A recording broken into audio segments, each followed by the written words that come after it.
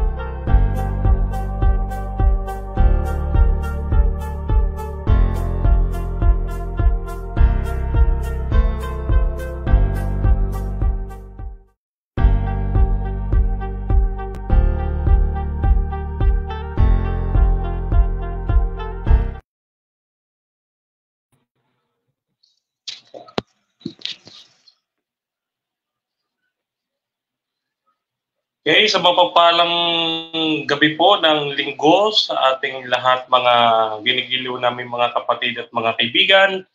Muli, narito po ang inyong abang lingkod, Brother Denmar Santiago, at ang buong puwersa ng Straightforward ng AYDM Apologetics. Muli po, sumasayang papawid na naman tayo sa isang panibagong episode ng ating programang Straightforward. No? At ngayon, ay kasalukuyan natin hihintayin yung ating mga kasama, si Brother Jisrael, si Brother Moses at si Brother Jesse, no? At yung ating mga bisita ngayong gabing ito, no? So, habang inaantay natin sila, tayo ay magkakaroon ng pagbati sa ating binisita na iglesia nitong nakaraang Sabat, no? Binabati natin yung napaka lively na iglesia diyan sa Villarosa, San Pedro SDA Church, no? Bagaman napakalayo talaga, ay dinayo po ito at binisita ng inyong abang lingkod kagahapon po nitong nakaraang Sabat, no? Ayan. So, unang-una pinasasalamatan natin ang ating mga masisipag na elders, yung ating elder na si Brother Domeng Malupeng and si Brother Edwin Maglipas, no? At yung kanilang layman na yung layman nilang si Brother Jason Dignos, no? Maraming salamat po sa pag-imbita sa akin sa iglesyang aking pinaglingkuran kahapon, no? So, ayan na po yung aking mga kasama. Binabati natin yung ating mga kasama ngayon dito sa live na ito. Salita naman kayo dyan. Sabi ko, mag-welcome remarks ka lang eh. Okay, good evening po sa lahat ng mga nanonood ng Straightforward. At I hope na kayo po ay may matutunan. At ito po ay aral lamang ang ating mga pag-uusapan, mga kapatid na Brother Denmar, Brother Moises, at nandito na po si Brother Jesse. Yan, so kompleto tayong apat ngayon Kamusta, Brother Moises? Open ka tayo, open ka. Himala. Mukhang maganda yung ating yung ating role. Okay lang po. Okay. Brother Moises, meron ka munang gustong batiin bago tayo mag-umpisa ng ating mga umaatikabong talakayan mamaya. Brother Moises. Okay po. Magandang gabi po sa lahat ng nasa live.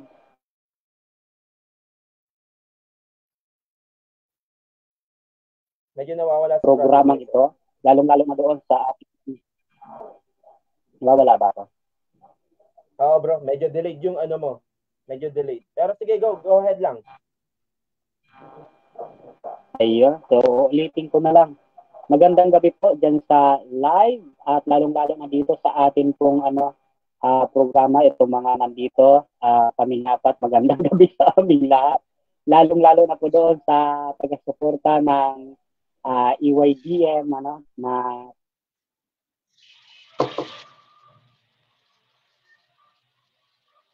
tayo ng ating Panginoon at maging kaisa natin ng ating Panginoong Jesucristo sa lahat ng sandali ng ating pong buhay. Yan lang po at ibabalik na po sa iyo, Kapatid Jesse. Brother Jesse, baka may gusto ka diyang batiin. Isang mapagpalang gabi po sa ating lahat, mga kapatid, at sa ating mga giliw na tagapagsubaybay. At personal ko pong binabati ang iglesia ng San Pedro or ng Villarosa Church na aming napuntahan kahapon ni Brother Denmar. At kami ay lubos na nagpapasalamat sapagkat napaka-genuine ng mga tao doon. At gayon din sa ating mga tagapakinig sa gabing ito ay nais ko po kayong panoorin kung paano po natin sasagutin ng diretsyo ang bawat akusasyon na ipinaparatang mo sa bawat isa sa atin. Nabalik ko na ho sa ating magiliw na kapatid na si Brother Jesse. Okay, bago tayo mag-umpisa mga kapatid, tayo muna po ay manalangin at hingin natin ng presensya ng ating Panginoon sa ating mga pag-usapan. Diyos sa makapangyarihan, kami po ay nagpapasalamat ngayong gabi po ito na kami inyong tinipon sa aming programa na Straightforward. Nawa ang inyong kalooban, Panginoon, ang manguna sa aming gagawing talakayan. Bagamat ito ay masakit sa mga kaibigan namin mga Roman Catholic Church, ngunit batid namin na ang inyong puso, Panginoon, ay makapangyarihan at hihipuin niyo po ang kanilang mga puso upang maipaabot sa kanila, Panginoon, ang katotohanan na gusto naming maiparating sa kanila, Panginoon.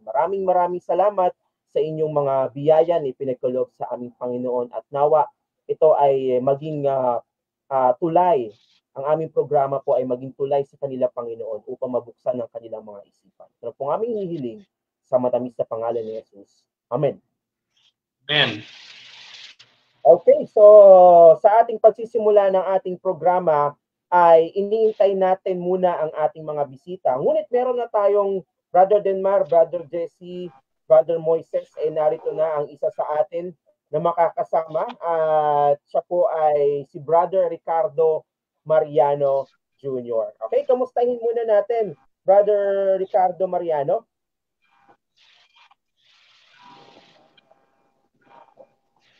Bro?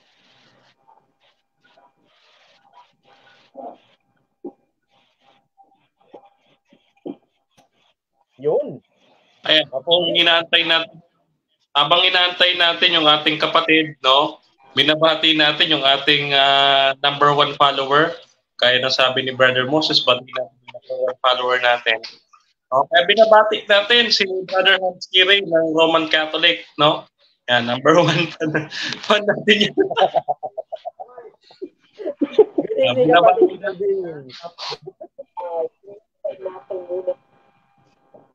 Okay, Brother Denmar, okay, ikaw na magpasimula ng ating pagbati sa ating kapatid na Brother Ricardo Mariano. Nasi-feedback ka, bro. Okay, isang ng gabi, Brother Ricardo. Ngayon, itong ating kapatid, siya ay member na ng ating iglesia since 2012, no? Pakatagal na. So kung 2012, bilangin natin, 2024 na 12 years na, matibay, no? At siya ngayon ay graduating, tama ba ako? Graduating ng AB Theology sa ating church. At mukhang dapat pastor ang aming ipapangalan sa iyo dito. No? So, dati po siyang Roman Catholic, lector po siya ng kanilang church. Pangalan ay Santo Niño, no? Yung kung alam niyo Santo Niño, yung bata na may dalang bulsa palagi. Na inilalabas yan tuwing pabasa ng pasyon, yung mga Santo Niño na yan, ano. So, Brother Ricardo, bigyan mo pa nga kami ng background patungkol sa iyo at pagpakilala ka at batiin mo na rin siyempre yung ating mga gusto mong batiin sa ating live na program ngayong gabi. Magandang gabi. Naririnig ba po ako? Opo. So, salamat mga kapatid, lalo tigit sa nag-invite sa akin, Brother Denmar. Ngayong gabi akin pong binabati ang lahat nating mga taga-subaybay nitong ating programa, mga taga-sunod nito galing sa Luzon, Visayas at Mindanao. At binabati ko ang aking mga kapatid dito, mga theology students sa South Philippine Adventist College, at especially yung aming chairperson dito, si Pastor Luther Bendanillo, at ang aking mga professor, at mga kaibigan ko sa Mountain View College din, ang mga pastor. So, yan ang binabati ko, at saka yung family ko, Kibindo nga, hindi kami magkasundo dahil sila ngayon ay devoted talaga na Catholic. So, ako lang ang SDA sa amin Akin po binabati din ng ating mga kapatid sa Boracay State Church, kung saan doon ako nabaptize. So, binabati ko rin lahat ng mga kapatid sa Romblon, sa Carabao Island. So, doon ako lumaki. So, yan naman po, Brother Denmar, at sa inyo po, mga kapatid, ang aking pagbati. Ayan yung pangalan ng ating future pastor. Ating future pastor, dalangin namin, kapatid, na ikaw ay talagang maordinahan, no, na maging pastor, at sana makapanood ako, no. Ayan. Alam mo ba, dito sa Mountain View College ay diyan nag-aral ang ating minamahal no na kaibigan na Pastor Cesar Dizon Jr. no sa Mountain View College. At taga dyan din sa Romblon yung ating sponsor ng AYDM. No? Binabati pala natin yan na laging nakasuporta sa atin, si Brother Dan Pamorcan. No? Binabati natin siya. No? So, ayan, mga bro, baka may gusto ko yung itanong kay Brother Ricardo, pero bago yan, ako muna din ay may tatanong. Ako na mag-uuna. No? Brother Ricardo, di ba, nabanggit mo nga na ikaw ay tanging nag-iisa na Adventist sa inyong pamilya. Ibig sabihin talaga, ikaw ay Roman Catholic dati. No? So, ayaw kasi namin, or ayaw natin, na sabihin ng mga nanonood naming mga Katoliko, mga fans namin, na nag-iimbento kami ng kwento. Baka sabihin kasi ni Wendell Talibo, storyahin na naman. Oo, kaya ikwento mo nga sa amin, bro, kung ano yung background mo bilang Katoliko, kasi nabanggit ko nga, ikaw ay lector dati, no? Ibigyan mo nga kami ng background patungkol din, ano ba yung lector na yan? Actually, yung word na lector, galing yan sa nakikita natin na mayroong lectern tayo, di ba? Sa mag-preach. So, mayroong sa liturhiya, mayroong una at ikalawang pagbasa. Before mag-give na ng talaga ng mensahe yung minister or ang pare. So, doon sa amin, yung aming kapilya na Senior Santo Niño, doon talaga ako na-train at yan ay sikat.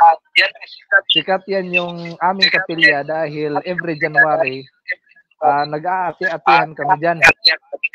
At yung mentor ko talaga, kung pumunta kayo ng Romblon, kahit puntahan nyo doon, si Lula Langgay, yan yung caretaker doon sa aming kapilya. At the same time, siya yung katikista. Yung lula at lolo ko, kilalang kilala sa buong Carabao Island na devoted Roman Catholic. So sila yung naghubog sa akin na kailangan maging active sa church, mag-participative, at yung ano ko nga, gisnan nga pare kami, si Father Leo Mohawi. At kilalang kilala yun sa Romblon noon kasi matibay yun, mag-preach yun, parang tago sa puso eh. Tapos yung last, before ako malis na Roman Catholic, si Father Norman Rabino. Yan yung priest namin doon sa St. Joseph Parish Church sa bayan ng San Jose. So, yan yung story ko at karagdagan pa kung mayroon pang tanong. Ayan, may tanong yung ating mga kasama dito, siyempre. Brother Jezreel, binabalik ko na sa iyo ang moderation. Sige bro. Ganito, kababayan yan eh. Taga Romblon din ako, pero sa may Sibuyan Island naman ako. Binabati natin, Brother Ricardo, yung ating mga kapatid dyan sa Sibuyan Island. No? Sa mga taga rin actually. So, mamaya susundan na kayo, Brother Jesse. No? Dito, na tayo. Ano yung dahilan kung bakit ikaw ay nag-convert from RCC? Ano yung nakita mo na aral nila na tingin mo ay hindi kumbinsido at ikaw ay napunta sa Seventh-day Adventist Church? Ano yung naging turning point mo, kapatid? Actually, before ako pumunta sa ating minamahal na denomination ng Seventh-day Adventist Church, naging visitor ako for 6 months sa Assembly of God. Isang kapatid ko na isang kaibigan ko, shout out, Brother Emmanuel Miralles, ngayon ay Jerome na Miralles. Teacher na siya ngayon, classmate ko. Gino-joke ko na, bro, pwede ba akong mag-attend sa simbahan niyo? Sabi niya, pwede naman. So, nung nag-join ako sa kanila, nakita ko na live lit sila kasi may drums na ginagamit. Sa Katoliko, wala. Solemn talaga eh. Parang nanindig yung balahibo ko. Sabi ko, ito na ba yung banal na spirito? Kasi nagsisigawan, nagsasayawan, nag-drums. At nung mga 2 buwan yata ako nung stay doon, binigyan ako ni Pastor Goto ng magandang balita Biblia. At yun yung Bible na yun ang naging daan na kung saan kasi doon sa amin, wala pang kuryente noon na time, hindi pa naabot ng kuryente yung bahay namin. Yung gasira talaga yun sa amin, yung kinki na sinasabi. Yun yung ginagamit ko noon pagbasa. Instead na mag-aral ako ng mga aralin sa school, high school pa ko noon I think it was second year high school. Nauubos ang gas ng gasira dahil parang napamahal ako sa Bible pagbabasa. At yung first na nag-convict sa akin is yung dahil naubos ko talaga from cover to cover yung magandang balita Biblia, kulay pula yon. Binigay sa akin ni Pastor Goto Casimiro ng Assembly of God. Nabasa ko yon at doon na-convict sa akin yung Leviticus 11:7. Yung pagkain ng mga karumalduman. Yun yung first na nag-ano sa akin. Sabi ko, sino bang Kristiyano ngayon yung hindi kumakain ng baboy? ang alam ko lang yung mga Muslim Yun yung parang napaluhod talaga ako. Sabi ko, Panginoon, di na talaga ako maliligtas ito. Ano ba to? Parang Holy Spirit na nagsabi. Ano ba yung gusto mong Panginoon? I-guide mo ako. Sabi. At doon na nabasa ko yung Revelation 13, yung mga 666 na yon, yung mga At lagi na akong binibigyan ng panaginip na pinutulan daw ako ng ulo dahil sa pananampalataya ko, dahil mayroong mga persecution na nangyari. Ganun na. Sabi ko, paano to Panginoon? Maliligtas ba ako nito? So doon na nag-start lahat. Alam ng tatay ko yan kasi Katolik pa rin sila ngayon. Alam ng buong Mariano clan na yung lahi namin pure and pure Roman Catholic. So, yun yung story ko po. Karagdagan. Meron pa kayong mga karagdagan.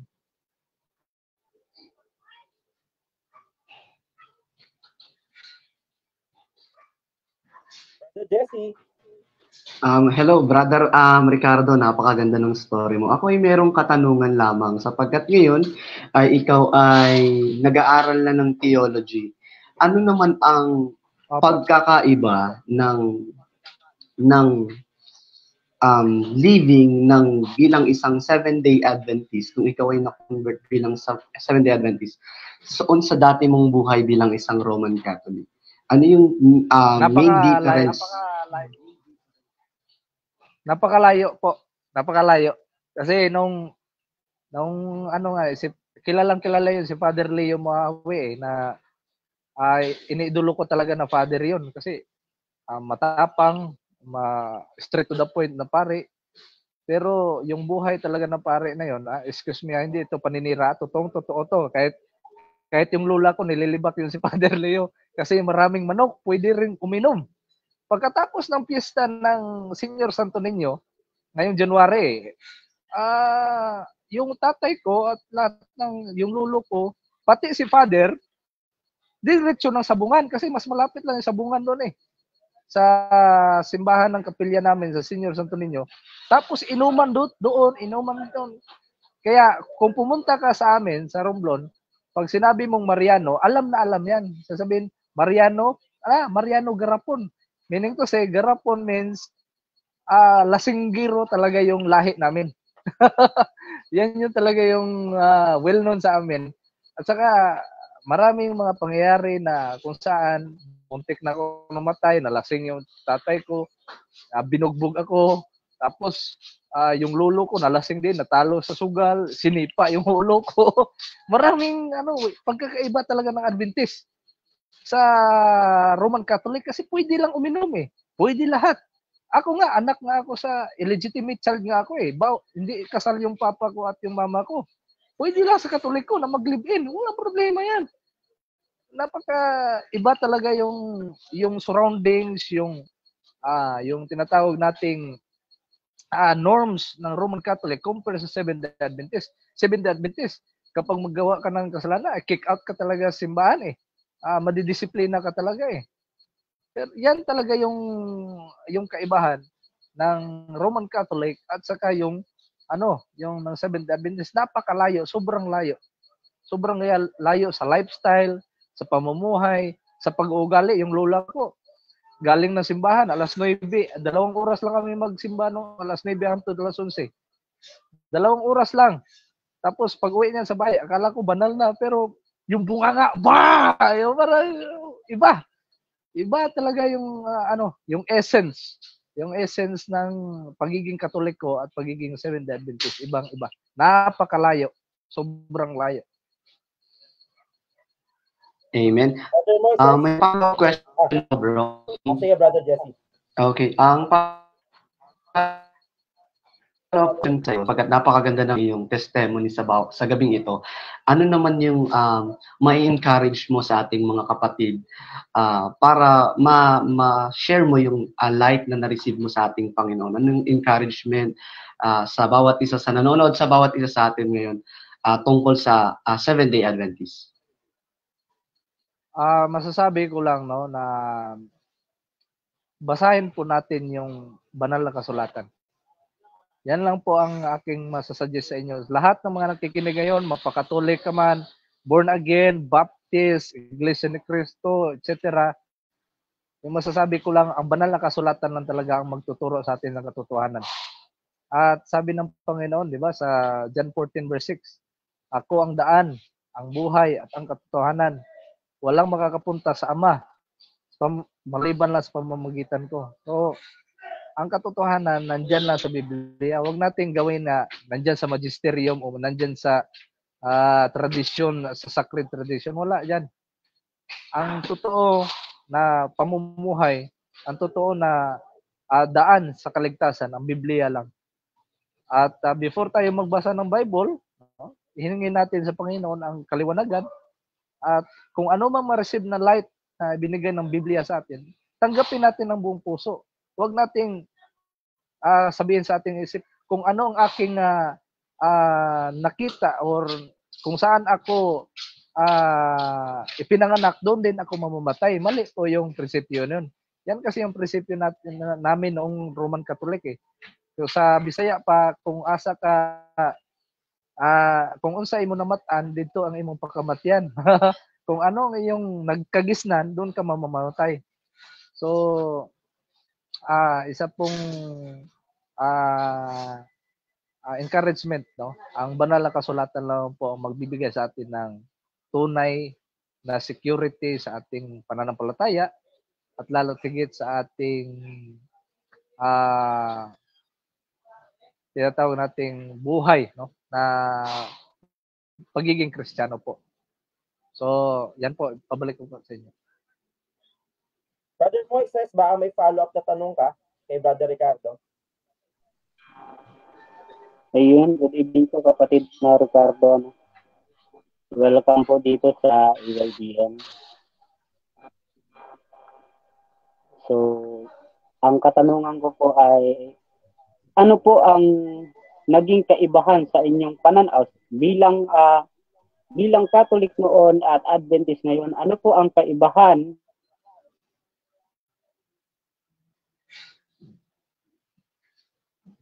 Seventh-day Adventist? Sasagot na po ako. Yung kaibahan po sa pagiging Adventist at Roman Catholic, kasi ako, umiinom talaga ako. Honestly, I tell you, yung lasinggiro talaga yung pamilya namin. Ako, umiinom din. Mga barkada ko dyan, si Nonoy Sator, si Nonoy Damaso, lahat ng mga kainuman ko diyan. Shout out sa inyo. Lahat naninigarilyo ko. Yung papa ko, sabi niya, nag-iinom siya, naninigarilyo. Tapos ako, pag nakita niya naninigarilyo, sabi niya, huwag mong gawin yan. Sabi ko, kung ano ang puno, siya rin yung bunga. Shout out so, yan na yung mga, marami tayong mga bisyo noon. Opo. Brother Ricardo, Pastor Ricardo, shout out na din kala Brother Darwin. Umiinom yan ba kaya din? Father Darwin, shout out sa iyo. And then, mga kaparian natin dyan, si Father Norman Rabino, Father Leo Mahawe, Tagay po kayo. Go ahead, brother. So, yan po mga kapatid yung kaibahan. Napakalayo po sa pagiging Catholic at pagiging Seventh-day Adventist. Ibang-iba po. Okay, meron ka pang follow-up, Brother Denmar, na tanong? Bitawan mo na yung pinakamalakas na tanong mo. Ito, Brother Ricardo. Ito, Brother Jess at mga kasama. Brother Ricardo, total ang ating paksa. Siyempre, ikaw ay nag-aral ka ng AD Theology, no? At ang sabi dito ni Marvin, na isang Katoliko, katikista ito eh. Katikista ang kanyang username sa Catholic Faith Defense Philippines kung saan ako galing, no? Shout out kay Jezreel dyan na katupayo ni Brother Jezreel, no? Etong si Marvin de los Reyes Capeltes na katikista, sabi niya, no, ang Seventh-day Adventist daw, itinatag daw 1844, no? Hindi niya malaman kung sino ang founder. Binabanggit niya si William Miller. Ang sabi niya doon sa post, si William Miller daw na isang Baptist, no? Tapos si Ellen White, no? Binanggit niya si Ellen White. So sa pag-aaral mo ng theology, bro, siyempre may church history kayo dyan, no? Ito bang sinasabi ni Marvin na itinayo ang Seventh-day Adventist ng 1844? Totoo ba yan, bro? Yan yung mga taong nagsasalita lang na walang research muna. Para lang may iba to sa Seventh-day Adventist. Yan yung ibinabato 1844 kasi Google lang eh. Kung lalaliman mo talaga, from 1844 to 1863, maraming nangyari dyan. Maraming nangyari. Hindi lang na bigla na sasabihin na, uy, si Mrs. White noong 1844. Hindi. Actually, marami pa. Before 1844, 1843, napakarami pang nangyari before naka-receive ng light ang mga pioneers ng Seventh-day Adventist. Kasi itinatag, hindi sana papayag na magkakaroon ng organisasyon. Napakalaking debate pa ang nangyari noon kasi si James White, Christian Connection. Bawal na, kasi kapag ma-organize ang isang simbahan, sasabihin na Babylonia na. Magpaparehas tayo sa Roman Catholic Church. Pero ang organisasyon na nangyari noon, binutuhan ng First General Conference sa Batarian na kailangan talagang ma-organize. Kailangan talagang ma-organize kasi hindi natin malalaman yung pagkakilala ng Seventh-day Adventist kung walang organisasyon na itinatag. Kaya noong May 21, 1863, yung mga pioneers natin, no, ng Seventh-day Adventist kasama si James White, si Joseph Bates, si Ellen White, hindi sila yung tinatawag ng mga founders, ha? Mga founders, parang sila talaga yung nag-impose na ito. Ang dyan, minitingan yan sa pamamagitan ng prayers, sa pamamagitan ng pagsaliksik ng banal na kasulatan na buo ang Seventh-day Adventist sa pamamagitan hindi ng isang tao lang. Napakarami dyan ng mga Bible believers na nabuo noong May 21, 1863 mga kapatid. Kaya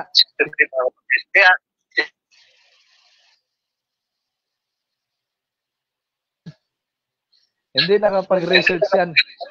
So, saliksikin mo na ang church history ng Seventh-day Adventist before kayo mag-comment ng mga kabulaanan. No?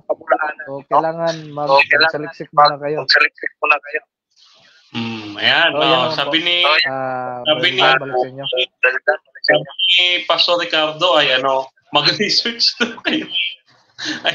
So, ayan, baka may tanong yung ating mga kasama patungkol dyan. At siyempre may komento. No, ito AB Theology, student, kumbaga nag-aaral ng church history. So, hindi natin ito pwede questionin kasi pag-aaral nila ito. Unless kayo din, nag-aaral din kayo ng church history. Yeah, Brother Jess. Okay, Brother Delmar, Brother Moises, Brother Jesse, isasama natin si Brother Ricardo sa ating kusay na gagawin ngayong gabi ito. Brother Ricardo, ready ka na ba? Medyo biglaan yung ating biglaan yung ating pag-invite sa ating programa. Pero samahan mo kami upang aming alakayin yung isang issue na inabato tungkol sa Seventh-day Adventist ba talaga ay tunay na sulpot. Kasi sinasabi nila na ang Seventh-day Adventist ay isang sulpot lamang. Diba? At ang RCC daw ay talagang original na itinatag ng ating Panginoong Jesucristo. No? So, ngayon, Brother Ricardo, mula sa iyo at sa mga kasamahan natin, gusto ko sanang sagutin natin ang issue na ito na ito ba talaga ang tunay na sulpot? No? Kung ang pag-uusapan natin ay bakit doon sa criteria na meron tayo sa Seventh-day Adventist. Kasi meron tayong sarili criteria. Pero sabihin sulpot ang Seventh-day Adventist. Brother Ricardo, bago ko ano yung ating mga kasamahan? Brother Ricardo?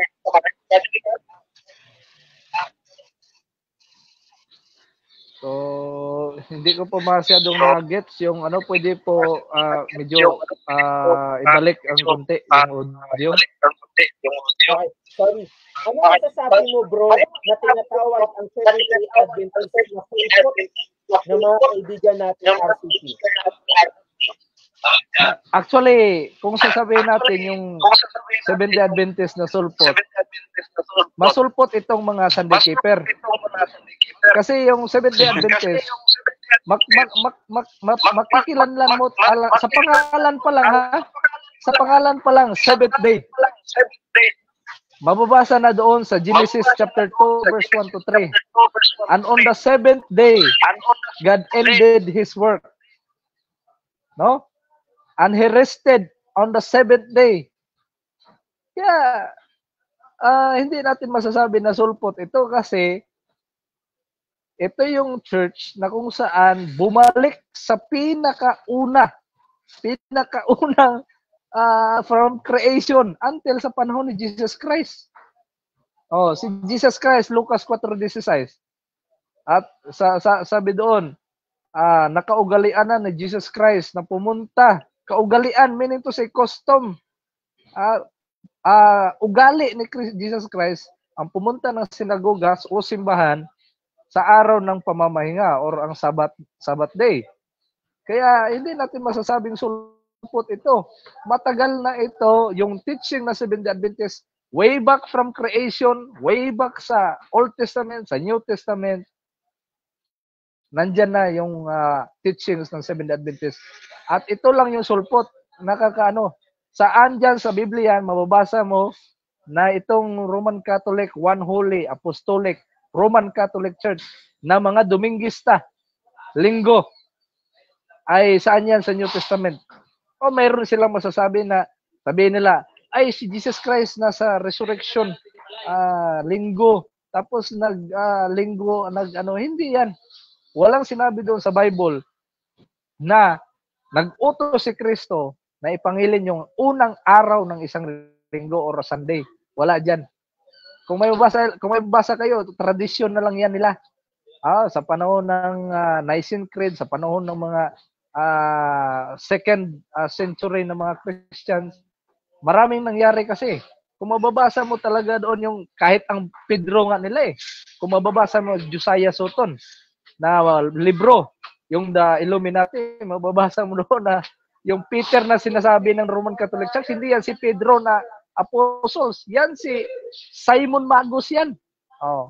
Hindi ako nagsasabi yan. Hindi Seventh-day Adventist ang author no, na si Josiah Sutton. Kaya masasabi natin na ang Roman Catholic Church, yung teachings nila, biglang sumulpot. Yan yung sulpot na teaching. Hindi ko sinasabi na mga sulpot yung mga leaders maawa tayo. Maraming mababait na mga Roman Catholic dyan. Maraming mababait na mga pare. Maraming mababait na mga men. Kaso lang, blinded sila when it comes sa teachings. So, kailangan natin na bumalik talaga tayo doon sa sola scriptura, no? na pag-aralan natin yung Biblia. Huwag lang tayo umasa doon sa mga traditions and magisterium na ibinigay na creed sa atin. So sabi nga ng isang Franciscano nung interview doon na pare, sabi niya, ang kanilang teachings, they must be baptized by the scripture. Oh, na-interview yun sa isang sino yun, si Father nakalimutan ko na. Basta isang pare na sikat na interview doon, nasabi doon, ang kanilang teaching sa Roman Catholic, they must be baptized by the teachings of the scripture. So yan po. Brother Moises, baka may sagot ka dyan. Ito, madalas marinig to, nagbabasa ka dyan eh. Brother Moises. Ayan, Nana. So, kung sinasabi ng ating mga kapatirang Catholic, mga kapatid, na tayo ay sulpot, dapat pag-aralan muna nila ng mabuti at kalimutan muna nila ang kanilang doktrina. Kasi nakatuon sila doon sa kanilang doktrina na akala po nila ay yun na ang tama. Pero hindi nila alam na marami talagang error doon sa mga teaching nila, lalo na yung CCC nila, no? At iba't ibang mga books na kung saan ay may mga writings pa sila na papanig sa Seventh-day Adventist na itinuturo ang Seventh-day Adventist na ito ang nagtuturo ng katotohanan according sa banal na kasulatan. Dito pa lang sa The Ten Commandments na libro ni Reverend Paulo Operlo, ng mga kapatid at mga kaibigan, binanggit na ang Seventh-day Adventist na mas kilala sa katawagang Sabadista, na binanggit din doon na still, pag sinabing still na natili, may pinagmulan or may pinanggalingan, mga kapatid at mga kaibigan, diyan pa lang itinuturo na sila ng mismong author na yung Seventh-day Adventist, siya ang nangahawak ng tunay at katotohanan na itinuturo ng banal na kasulatan. Hindi sinisipi ng ating mga kaibigan dahil ang sabi nga ng ating kapatid na Ellen G. White, yung taong lumalabas palagi sa kanilang bibig na sila ang tunay at mga banal, mga kapatid, at hindi nagkakasala, ay malayo ang kanilang puso sa Diyos, no? Kasi ang sabi ng banal na kasulatan, kung ang isang tao ay sincere paghahanap ng katotohanan, ay talaga pong ipagkakaloob ng ating Panginoon Diyos. So, ibinabalik ko po kay kapatid na Gisrel. Brother Jesse. Okay, napakaganda ng ating talakayan sa ngayon. At nais ko po itong susugan sapagkat marami sa panahon natin ngayon ang gumagamit sa buhay ng ating Panginoon at kanilang ini-incline na sila daw ang katotohanan sapagkat dito daw sila natagpuan sa panahon na ito. Ngunit ayon ho sa Aklat ng Awit 139 verse 20, ganito pong pagkakasabi, sapagkat sila'y nagsasalita laban sa iyo ng kasamaan at ginagamit ng iyong mga kaaway ang iyong pangalan sa walang kabuluhan. So atin ho makikita na marami ho sa panahon natin ngayon na ginagamit ang pangalan ng Panginoon at ini-incline nila ang kanilang sarili, ngunit ang kanilang ginagawa o ang kanilang aral ay laban sa aral ng ating Panginoon. Kaya napakaganda ho na dapat nating titignan kung ito ba ay aral ng Diyos o aral ng isang tao. At maganda rin ho yung payo ni Juan sa Juan 7:17. Ang sinumang naghahangad na gawin ang kalooban ng Diyos, kalooban ng sugo sa akin ay makakaalam, ngunit kung ang ituturo ay galing sa Diyos o ang nagsasalita lamang mula sa kanyang sarili. So atin hong titignan, mga kapatid at sa ating mga tagapagsunod, tagapakinig, kung ang aral o ang turo na itinuturo ng isang dominasyon, kung ito ay turo ng Panginoon o turo lamang ng isang tao. Alam ko naman na marami sa ating mga kapatid na mga Catholic ay nakakaalam sa history. At isa sa kanilang turo ay yung tinatawag nating papacy. Napaka magandang topic na ito'y kanilang idinidiin. Kaya nga habang may nagtatanong sa akin noon, ay tinatanong ko kung nabasa ba nila yung Cyprian book. kung nabasa ba nila yung aklat ng Cyprian, sapagkat kanilang ikinukonek na si Pedro daw ay ang naging pope sa panahon na yaon. Kaya aking tinatanong sa ating mga tagapakinig dyan, ay inaanyayahan ko po kayo na hanapin nyo po at basahin ninyo ang Cyprian book para ho ating malaman kung ito ba ay aral talaga ng Diyos o aral lamang ng tao. Ibinabalik ko na po ang pagkakataon sa ating mga kapatid. Brother Jezreel, Brother Denmar, meron ba kayong susog? Denmar? Pasok, Denmar. Okay, so alam nyo, yung salitang sulpot, no, yung salitang sulpot, ito yung grupo na nagkiklaim na sila daw ay 33 AD. Unang-una, no, unang-una po sa lahat, pagka po sinabi nating sulpot, mga kaibigan, ito yung sinasabi namin ni Brother Jezreel, no, na ang isang sulpot, wala talagang kaalam-alam kung kailan sila itinatag. Hindi nyo po malaman kasi may mga referensya, no, na nagsasabi na sila daw ay itinayo ni Peter. No? May referensya kami diyan. Sila daw ay itinayo ni Constantine. Sila daw ay itinayo ni Gregory I. No? At sinasabi din na meron din silang itinatag 1870 sa First Vatican Council kung saan binuo yung kanilang pangalan na One Holy Roman Catholic Apostolic Church. Yan yung binabasa nga ni Wendell Talibong sa kanyang Tampered the Bible. No? Ngayon, kung mababasa natin, ito tinalakay ko na ito sa mga taga dyan ho sa ating dinalaw na iglesia, dyan ho sa San Pedro, yung Daniel 8:14. Ang sabi diyan, at sinabi niya sa akin, no? Hanggang sa 2,300 na hapon at umaga pagkatapos ay malilinis ang santuaryo. No, ito po Daniel 8:14, kapag katinignan niyo ho yan sa Douay Rheims Bible, ang nakalagay ho ay the sanctuary or the temple will be restored. Yung salitang restored, pag sinabi po natin restored, may nakatayo na, no? At sa propesya ng Seventh-day Adventist, no? Ito ho 2,300 days mula ho sa taong 457 BC, ito ho ay nag-terminate ng 1844, no?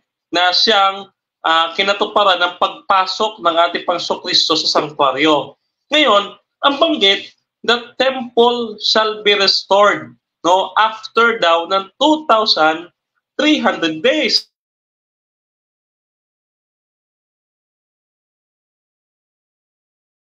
Sa Matthew chapter 16 verse 18, no? Matthew chapter 16 verse 18. Ganito ang mababasa yung kanilang paboritong aklat, no? Matthew chapter 16 verse 18. Okay. Sabi ho dito, ayan. At sinabi ko naman sa iyo na ikaw ay Pedro. Itatayo ko ang aking iglesia. No? Napapansin natin sa Greek nito, yung salitang itatayo ay okodemo, na ang ibig sabihin ay to restore, no? Ibig sabihin, kapag nire-restore, pinananatili, no?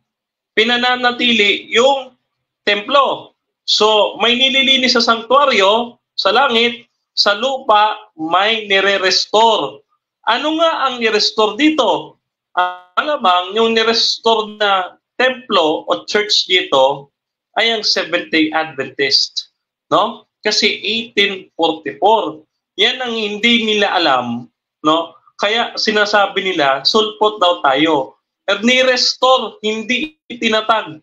Restoration, no? Hindi ho, pag sinabing si Ellen G. White, co-founders, nakasulat nga naman sa likuran ng Bible natin, sa fundamental beliefs na Ellen White was one of the co-founders. Pag sinabing co-founders, hindi siya yung mismong founder. Co-founder, no? Katulad ni Pablo, no? Sabi niya, no? Walang makapagtatayong iba, no, sa patibayan, kundi ang siyang nagtayo. Ang sabi niya, no? Pero ang sabi niya, siya ay nagtatayo, no, doon sa patibayan. No? Ibig sabihin, nagtatayo siya ng mga churches gaya sa Roma, sa Galacia, sa Corinto. Sa totoo nga lang, Brother Jess at mga kasama, dapat si Pablo ang papa hindi si Pedro. Kasi si Pablo, siya talaga totoo nakapunta sa Roma. Ito si Pedro, hindi. Oh, bakit ka mo? Nung nag-usap kami ni Pastor Cesar Dizon, no? Si Apostol Pedro pala, ayon sa kasaysayan, 45 AD, nandun pa sa Jerusalem. At nung mamatay ang ating Panginoon, hindi siya lumuklok kaagad as Pope. Ano ginawa niya? Naghubad ng kanyang damit. Tapos nagbalik sa pangingisda. No? Oh, hindi pala siya agad-agad pumalit, no? Bilang Pope. Yan. So, ayun yung biblical truth, no? Hindi yung tradisyon. Sila lang ang nagsabi sa Anwario Pontificio na 65 to 67 AD, naging Pope si Peter, pagkatapos sinundan daw ni Linus. Sarili nilang libro ito Siyempre, papabor sa inyo yung Anwario Pontificio. Pero kung papansinin natin, no? Kung papansinin natin, hindi talaga naging Pope si Peter, no? Kailanman hindi siya tinawag na Pope. Hindi siya lumuklok sa Roma bilang Pope. Hindi siya umakto bilang Pope. Bagaman siya ay sinapawan pa nga ni Apostol Santiago sa Konsilyo ng Jerusalem. Kaya yung tunay na sulpot, ito. Yung nagkiklaim na sila daw, tinatag, 33 AD.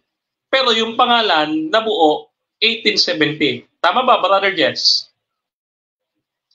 Actually, meron tayong slide dyan, bro No? Mamaya, ipapakita natin dito. Hanapin natin na. Wait lang, ha? Medyo hindi ko paggamay itong ano na to medyo hindi ko paggamay. Ito yung sinasabi ni Brother Mar. Dito sa Discourses on the Apostles' Creed. Brother Mar, kindly explain natin itong First Vatican Council of 1870. Ito yung sinasabi mo, bro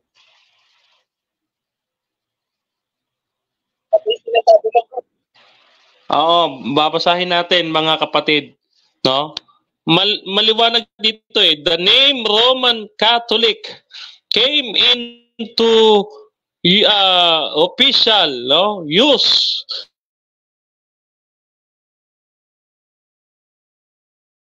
Okay, medyo Yung palang Roman Catholic na yan, ayan In 1870 at the Vatican Council, the name Roman Catholic Church was proposed, but it was rejected.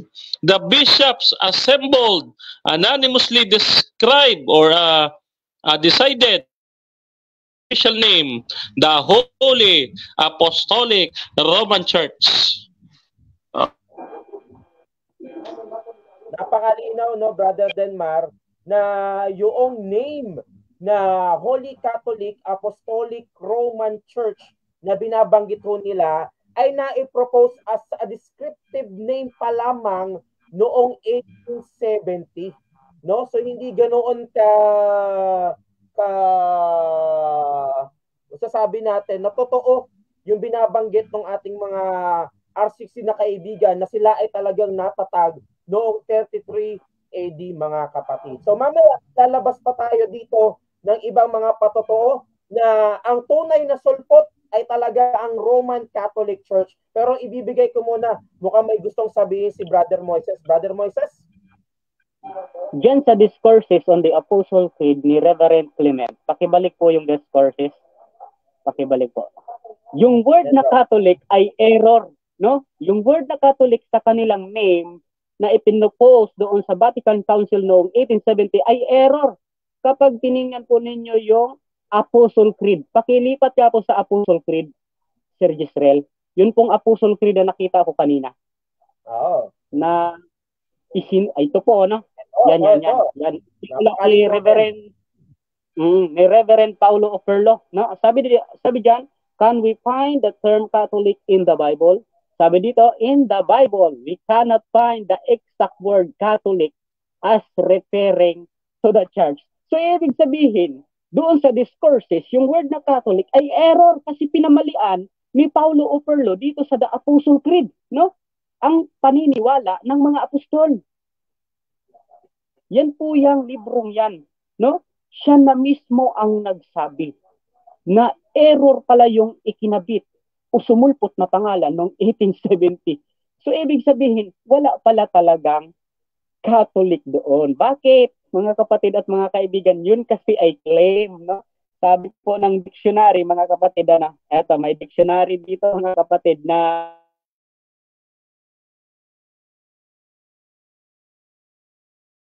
Okay, habang Catholic, mga iniintay kapatid. natin, Dito sa dictionary, Brother Moises, medyo naglalag ka. Sige, okay, go ahead. malinaw po ba? Okay, go. So, hindi talaga sila ang original na pinanggagalingan ng word na Catholic, mga kapatid at mga kaibigan. Una, hindi mabasa sa banal na kasulatan, sabi ni Reverend Paulo Operlo. Ikalawa, noong 1870, yung word na Catholic ay error, no? At sumulpot yung pangalan na One Holy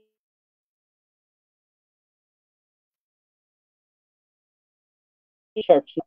Sumulpot pangalan yun noong 1870, mga kapatid at mga kaibigan.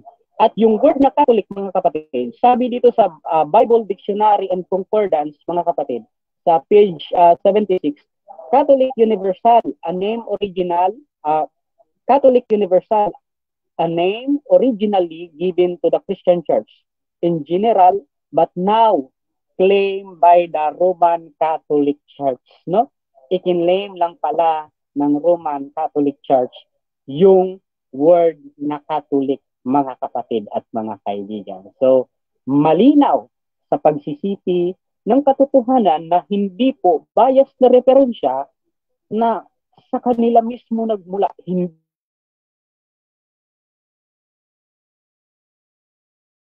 Okay, nawawala si Brother paano Moises. itaga?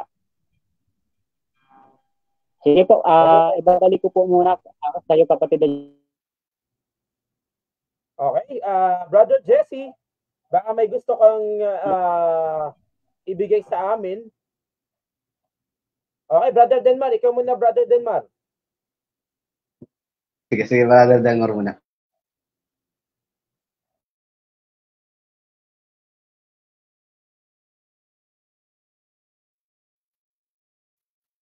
Brother Denmar.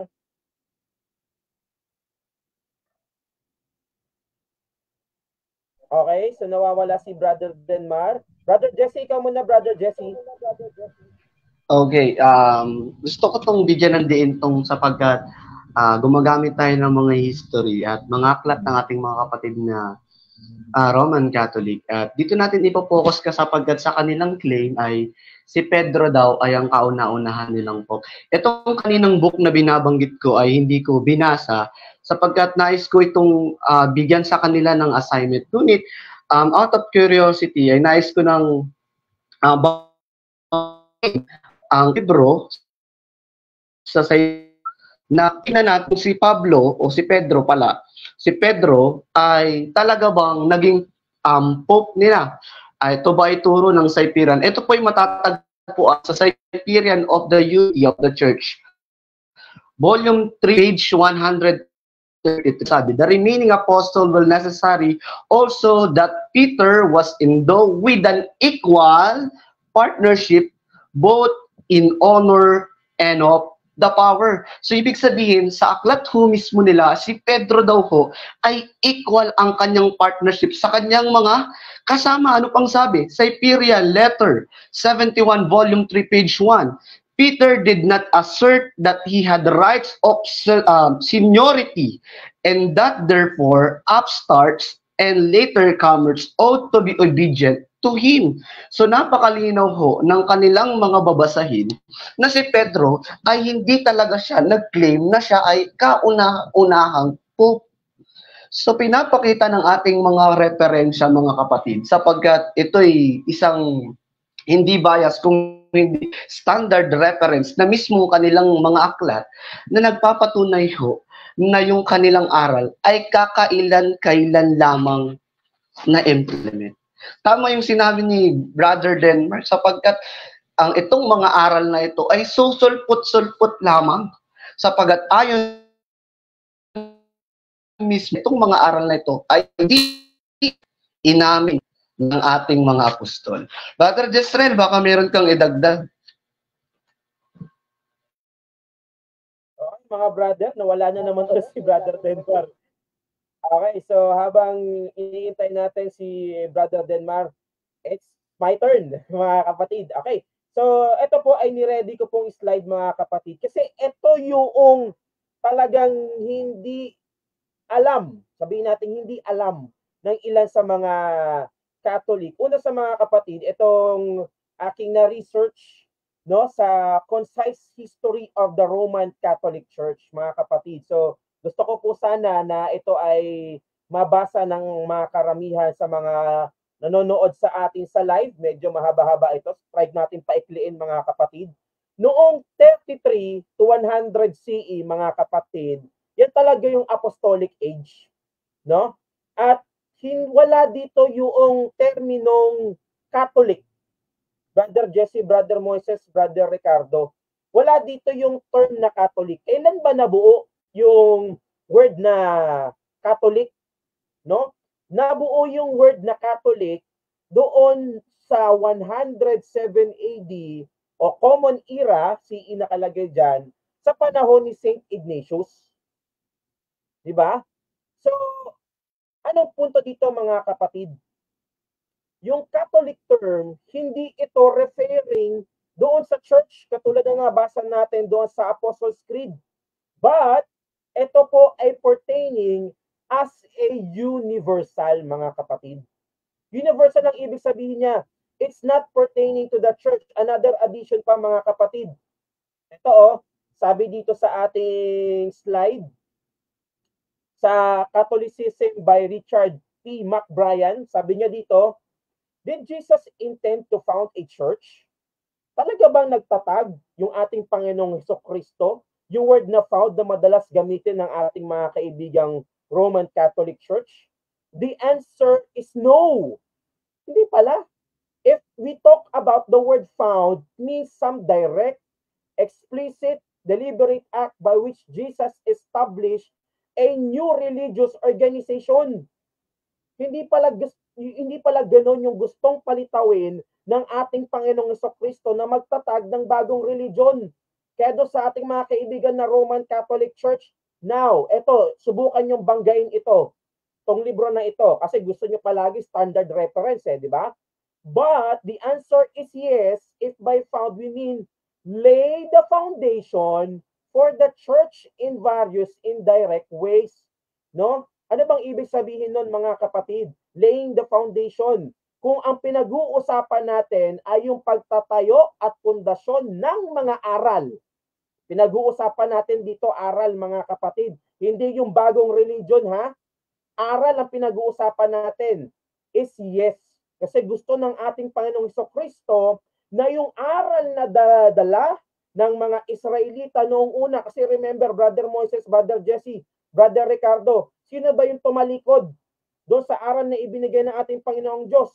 Mga Israel. Pero yung aral na iyon ay solid lamang na nandoon para sa kanila.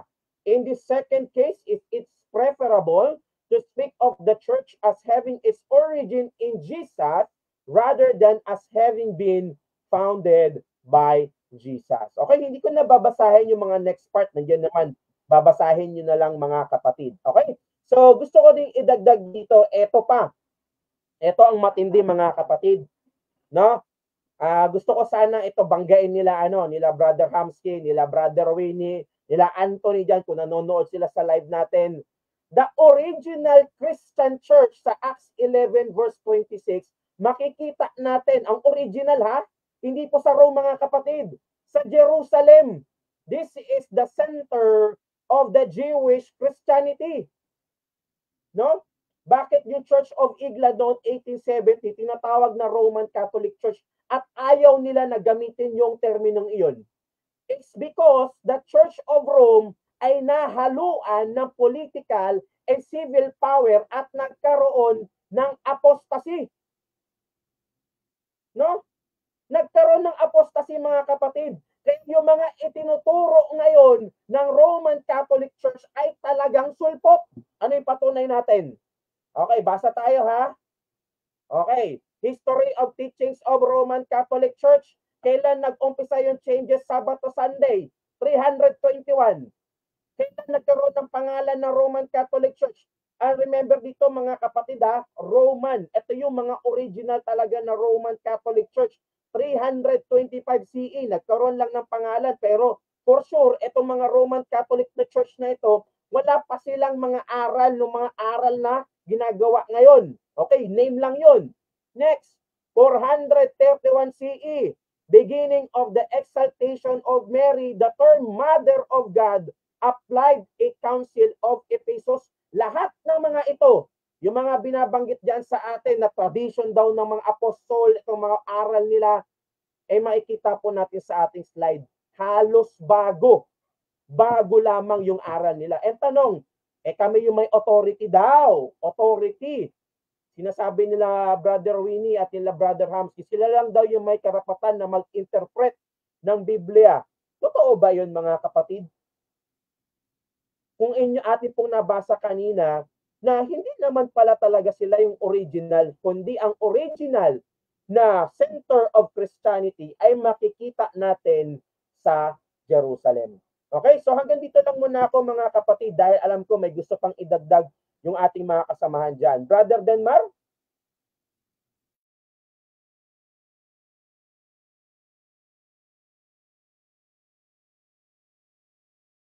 Isa ko.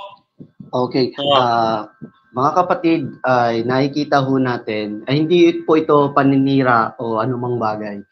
Atin hong binibigyan natin ang lahat ng katotohanan na nais ho nating ipakita sa mga oras na ito kung anong aral lang dapat nating susundin.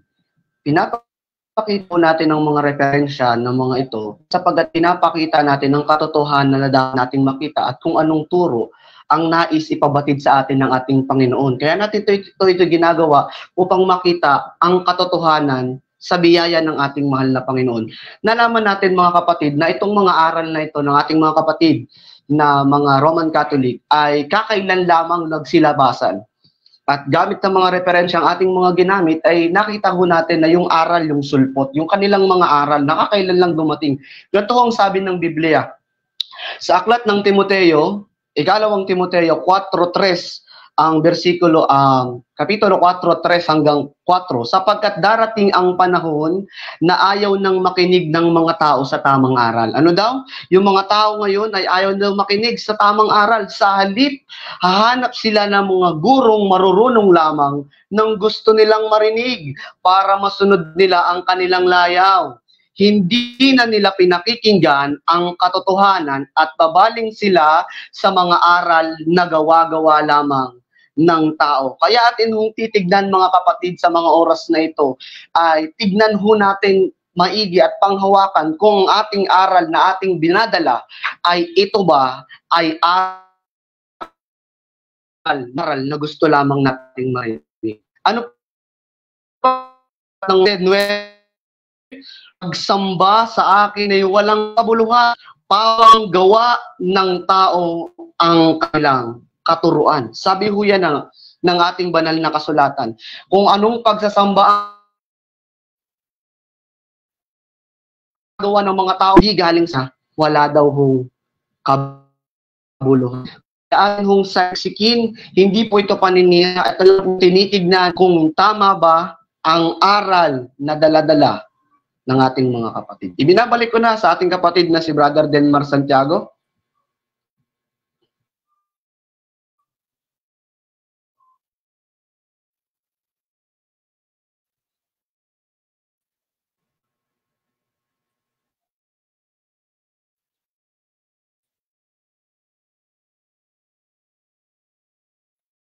Nawawala-wala talaga si Brother Denmar. Okay, so habang iniintay natin ulit si Brother Denmar, okay, pasok ulit ko tong ano na to, tong slide na to kasi sinabi dito, shout out dito sa ating mga kapatid na nakaantabay sa ating live, si Amerfil Brazil. Mamaya shout out natin yan. And June Ray, natin. Sabi nawawala-wala daw yung ating signal. Pagpasensyaan nyo na po mga kapatid ha, nawawala yung mga signal ng ating mga kaibigan. Okay, so habang inintay natin si Brother Denmar at may mga gusto pa siyang sabihin dyan. Okay, dito tayo sa ating talakayan about sino nga ba talaga yung tunay na sulpot at bakit ang Roman Catholic Church ay tinatawag nating sulpot mga kapatid. Okay, so sabi dito, Hello. Brother Denmar, wait lang Brother Denmar. 313 that Constantine legalized Christianity doon sa Roman. And 325 CE, First Council of Nicaea, dito na develop yung term na Roman Catholic Church, no? So medyo magkakadugtong yung ating mga pinag-uusapan simula kanina. And dito rin po 551 CE nagkaroon ng division of Eastern Orthodox and Roman Catholic branches. Nakakapagtaka bakit nagkaroon ng mga schism na tinatawag mga kapatid. So kung papasinin po ninyo dito po sa slide na aking ipinakita bago ikaw Brother Denmar, saan ba yung aking slide? Ang tunay na sulpot po talaga, walang iba kundi ang Roman Catholic Church. Kung ang original ay ang Church of Jerusalem, ano yung Church of Rome? Diba? So sila ang tunay na sulpot talaga mga kapatid. Brother Denmar.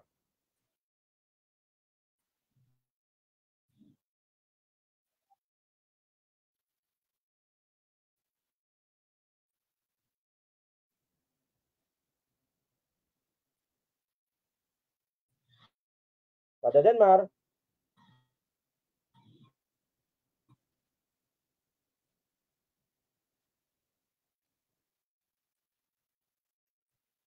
So ayun, mga kapatid. So atin naman titignan ngayon kung ang aral ba ng Seventh-day Adventist at ang aral ng Panginoon.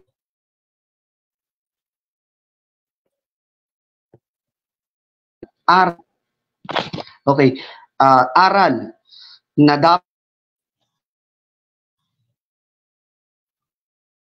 yung mga kasama na kung saan ipinapatay mamatili.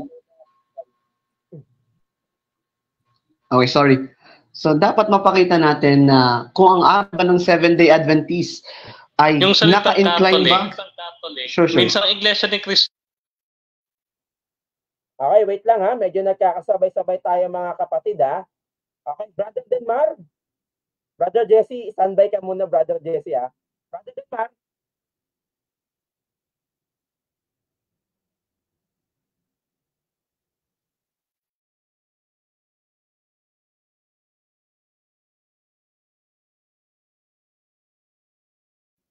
Go ahead, Brother Jesse. Okay, so yan, makakita natin kanina mga kapatid, ay atin hong tinatalakay ang aral ho nila. Ngayon naman ay sabi sa Biblia, makikilala sila sa aral. Ngayon, mga kapatid, nais nating tignan ang ating kapatid na si Brother Ricardo, sapagkat siya ay dating Catholic. Atin siyang tatanungin ngayon kung ang aral ba ng Seventh-day Adventist at ang aral ng Panginoon ay magkatugma. Brother Ricardo, nandiyan ka pa ba? Narinig niyo po ako? Yes, bro. Yes. Actually, based sa akin na pag-aralan sa church history, hindi naman talaga gustong magtayo ng bagong reliyon si Jesus Christ. Kaya nga nung tinanong siya ng babae doon sa well of Jacob, sabi ni Jesus Christ, sinisimba niyo ang sa John 4. Sumasamba kayo sa hindi niyo nakikilala sapagkat ang kaligtasan ay nagmumula sa mga Hudyo. So, klarong-klaro na si Kristo ay hindi niya iiwan talaga yung Jewish identity. Ang gusto niya lang is ang reforma sa Jewish na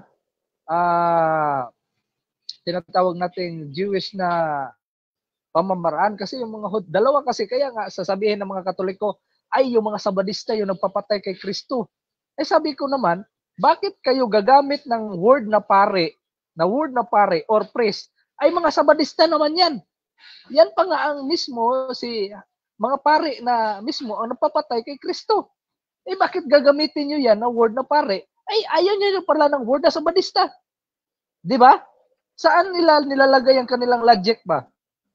So, sabi ko, wala kayong karapatan ng mga Dominguista gumamit ng word na pare. Ang may karapatan dyan, ang mga sabadista, kasi ang mga sabadista ay mga pare noon. Kaya yun yung isang napakalaking sulpot na katuruan. Ayun, sabi ko nga, hindi gusto ng Panginoon na tumatag ng bagong relihiyon. Dumating lang yan yung Sunday keeping na yan dahil kay Simon Magus doon sa panahon doon ng ni Claudius Caesar. Pumunta si Simon Magus. Itong si Simon Magus, isang sorcerer ito eh. Siya yung pumunta doon sa Rome, in-incite niya yung mga Christian doon na para hindi kayo maano ng imperial worship. Kasi uso noon na imperial worship Sunday.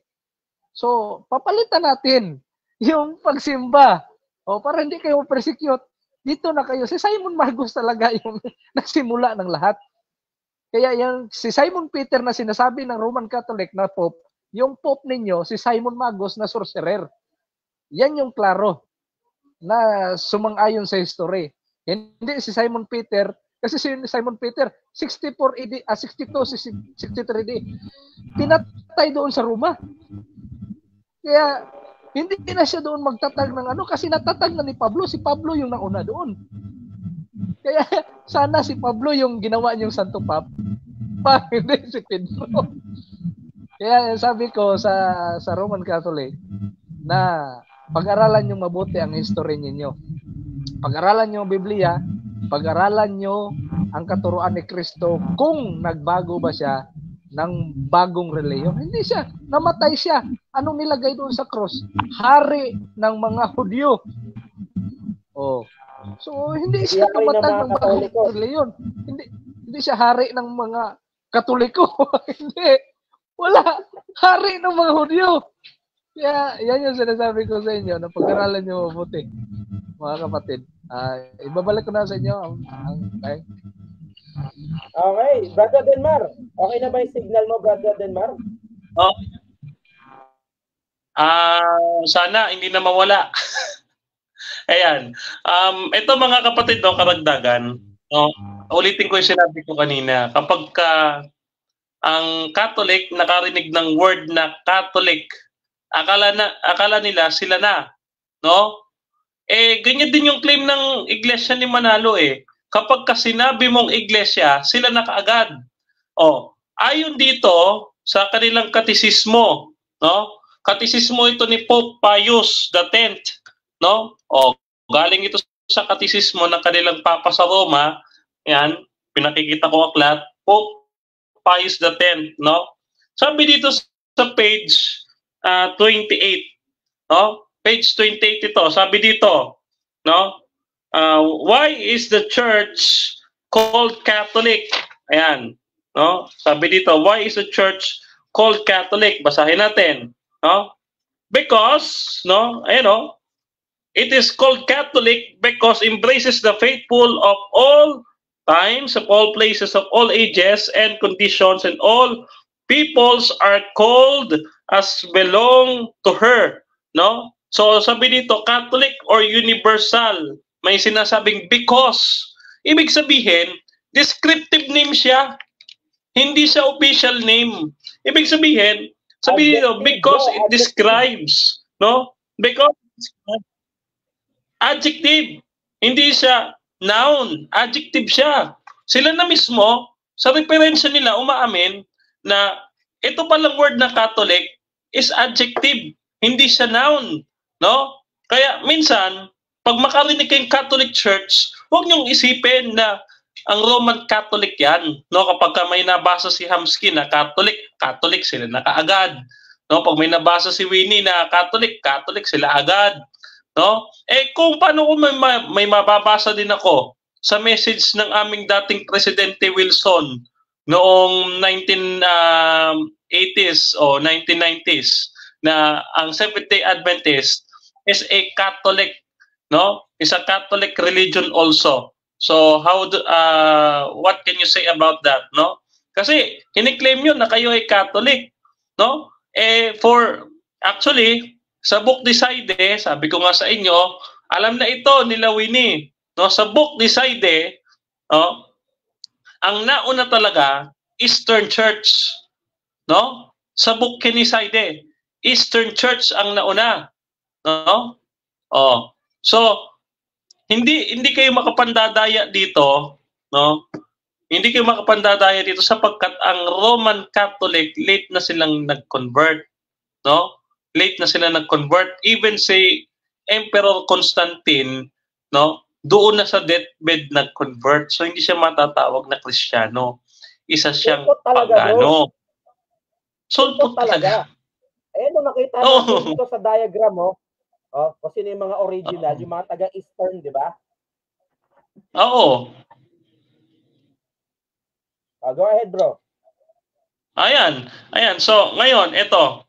Ang sabi ng Biblia, kapag tinatawag na sulpot, no? Kasi, sabi nila, sulpot daw ang Seventh-day Adventist.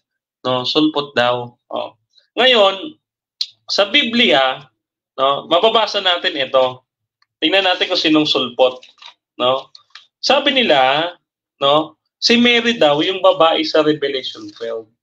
Ang stand naman po ng Adventist kung ikukumpara nyo, dito po sa Revelation 12, ito po ay ang church, hindi po yan si Maria, no? Ang sabi dito, ipagpalagay na natin si Maria daw ito, no, parang astronaut lumilipad sa buwan, ano?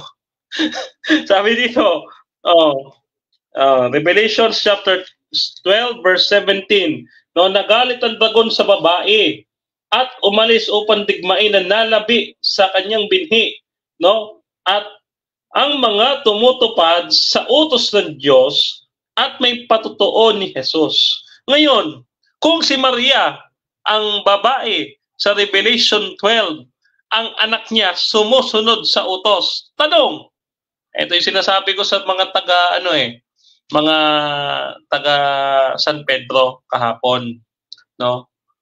Tanong, kapag ka ba ikaw lumipat sa born again, evangelical, sa Baptist, sa Methodist, sumusunod ba kayo sa utos?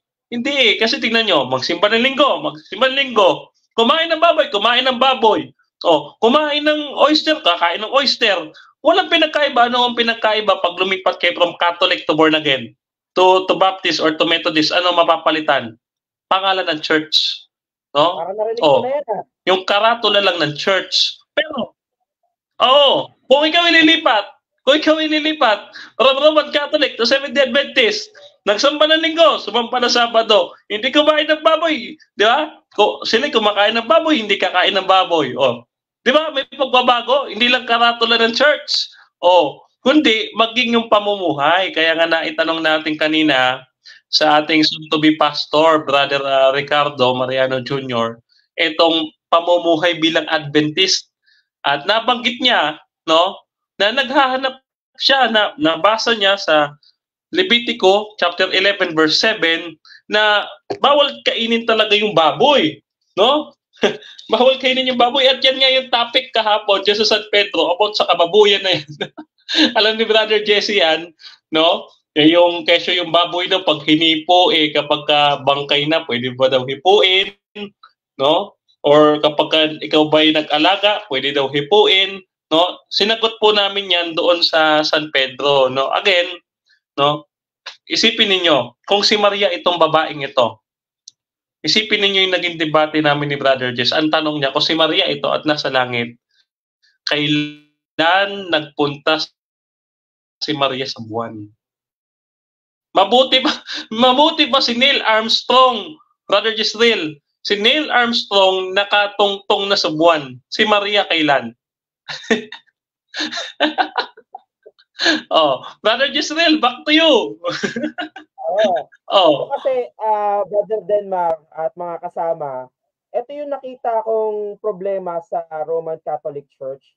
Ang lakas-lakas nilang mag-claim na sila yung may authority, pero pag usapang prophecy, wala talaga sila, no? Hindi nila nakikita yung full history at full prophecy na mayroon sa Biblia. Di ba, Brother Denmar? Kaya ang lakas lang ng mga claimantship na ginagawa nila, pero kung ating pag-uusapan talaga yung real history, hindi yung history lang ha, wala talaga. Wala talaga. And bago tayo magtapos mga kapatid, kasi 7:53 na, Brother Denmar, Brother Moises, Brother Jesse, Brother Ricardo, gusto ko sana, ito maikli na lang to mga kapatid para tayo ay magtapos na. Okay, ani ko lang tong aking slide, sayang naman to.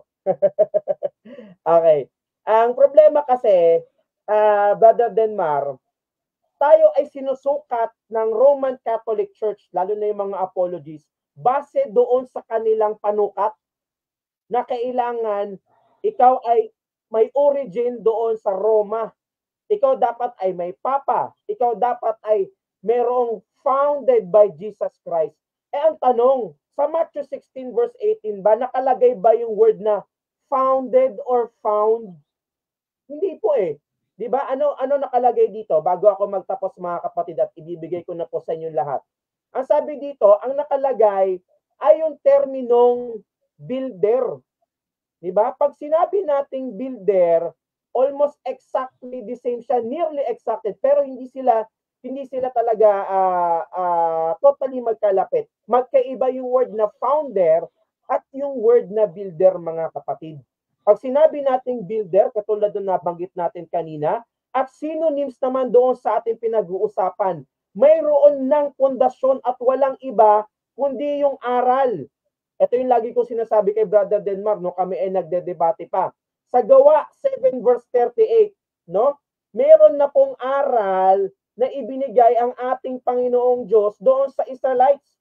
Ang problema lamang, yung mga Hudyo, sila yung tumalikod. Pero ang tanong ba, meron ba silang aral na buhay noong mga panahon na yon? The answer is yes, mga kapatid. Pinag-uusapan natin dito, ang tamang batayan, walang iba kundi ang aral mga kapatid. Hindi po nakabase doon sa mga geographical location. Papatunayan namin na kami ay true church. It's because kami ay nanggaling sa Roma. Meron kaming authority. Makikita po mga kapatid, mga kaibigan na RCC na nanonood sa amin. Ang tunay na church po ay makikita po doon sa aral na taglay-taglay po nila. Juan 7 verse 17, nabanggit na ng kausap natin kanina, and Gawa 7 verse 38, at iba pa po talata mga kapatid na magpapatunay na ang tunay na iglesia, na hindi sulpot po ay makikita po natin sa aral. Okay, Brother Moises, meron ka bang huling pananalita dyan, Brother Moises? Ayan, so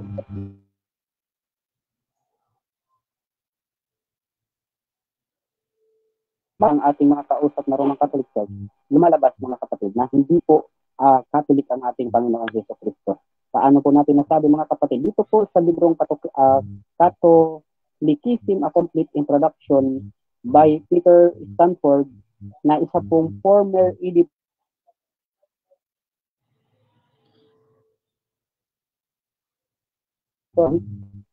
No, he was, and the origins of Christianity are as a reform movement within Judaism. The Catholic Church believes that Jesus' mission was not only for Jews, but for the whole world. His intention was therefore, according to Catholic teaching, to found a new church, close to but distinct from Judaism. This wish was carried through after Jesus' death, when his message was taken to non-Jew or Gentile. Yun palang pagtatayo ng panibagong iglesia ay hindi po aral ng mga Hudyo, mga kapatid.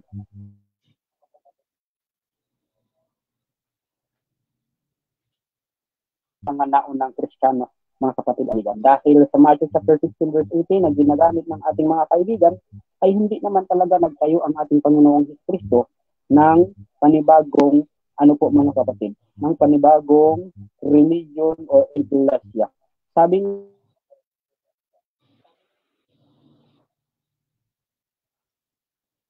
Christian Catholic Church, mga kapatid, sa page 12.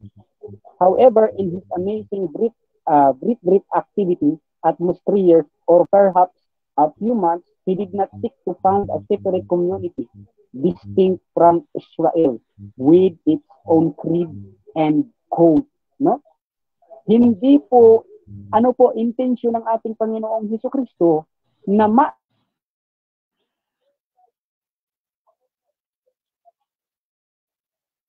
sa mga relihiyon o aral ng mga Israelites, mga kapatid, no? O magtayo ng kanya pong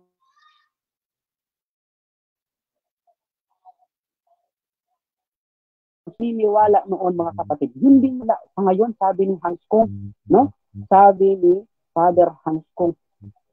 Kaya, ibig sabihin, mga kapatid, pinupunto ni Hans Kung na ang relihiyon na itinatag sa panahong ito at nagtatag din ng panibagong doktrina, ibig sabihin, sila ay mga kulto. Sila ay kulto, mga kapatid at mga kaibigan. Kasi si Jesus Christ, never niyang naging intention na ma-distinct doon sa Israelite at sa creed at magtayo ng panibagong cults, mga kapatid.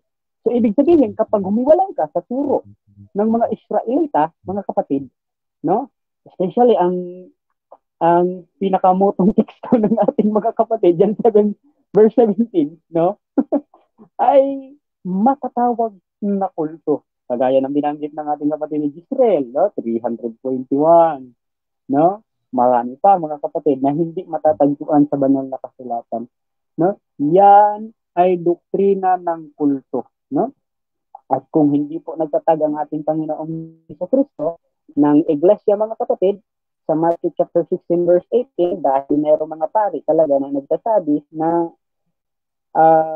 ang Iglesia po na kanila pong pinaaniban ay hindi po tatag ng ating Panginoong Jesucristo. Kagaya ng binanggit or binasa ng kapatid ni Israel doon sa Catholicism ni O'Brien. No? So dito din po sa Catholic Church, the Catholic Church, a short history ni Hans Kung, mga kapatid. Sa page 4, although the church was not founded by Jesus, no? Hindi po ipinatag ng ating Panginoong Jesucristo yan pong iglesia niyan. So meron na pong mga iglesia noong unang panahon, mga kapatid, na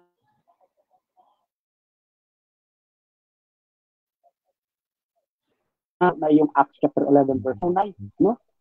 Tunay na kung saan ay doon po nakilakip ang Seventh-day Adventist, no? Yung aral na dala ng mga iglesia ngayon, yun din ang aral sa panahong ito ng mga Seventh-day Adventist.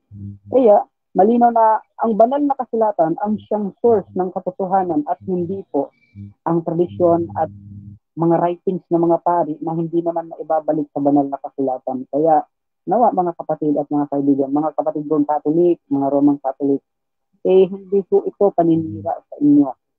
Kundi ito po ay pagmumulat na mamulat kayo na hindi po totoo ang aral na tinataglay ninyo. No? Kayo po ay niloloko, mga kapatid. May nabasa pa ako na ang Pope, isa sa mga Pope, ay kiniklaim na siya si Jesus Christ. Tama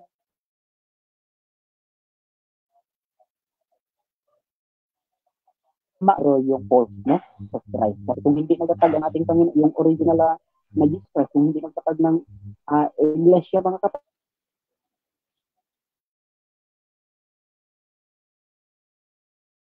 doon sila kabilang false Christ, mga kapatid. Doon sila kabilang, doon sila papasok sa false Christ sa Matthew chapter 24 verse 24.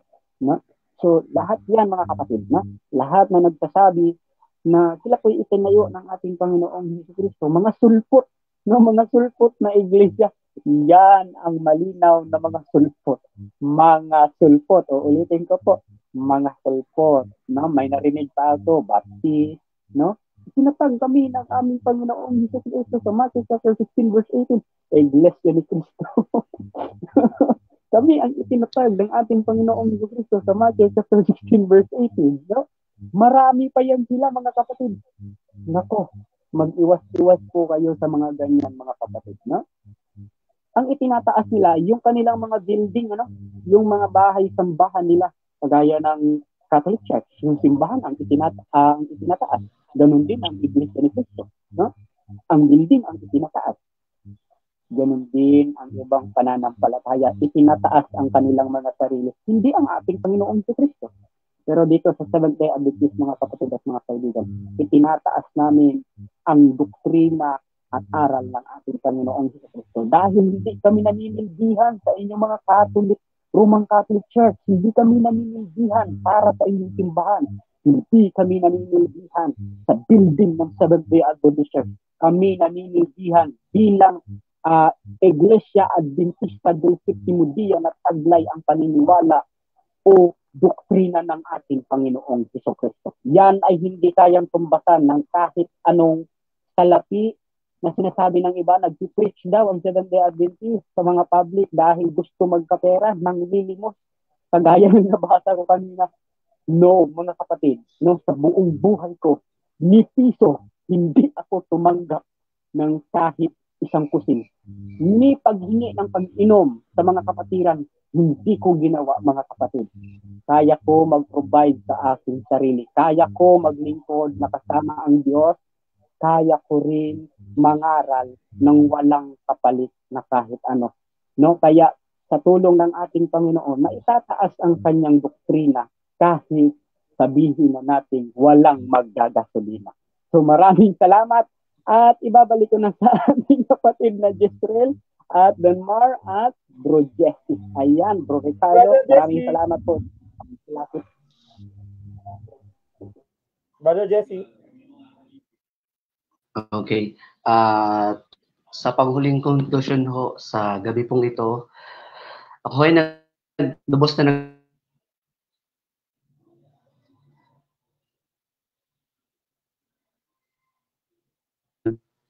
hindi ho namin nais na saktan ng inyong mga damdamin galing sa, ngunit amin lamang pong tinitignan ang katotohanan mula sa noon at mula sa mga sistema natin hong narinig sa mga gabing ito.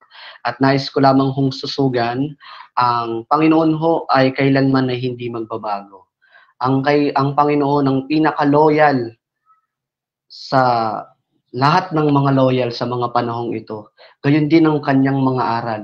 Hindi ho nais ng Panginoon na alisin ang kanyang mga turo, ngunit nais niyang ibigay sa atin po upang maging pamantayan ng bawat isa sa atin.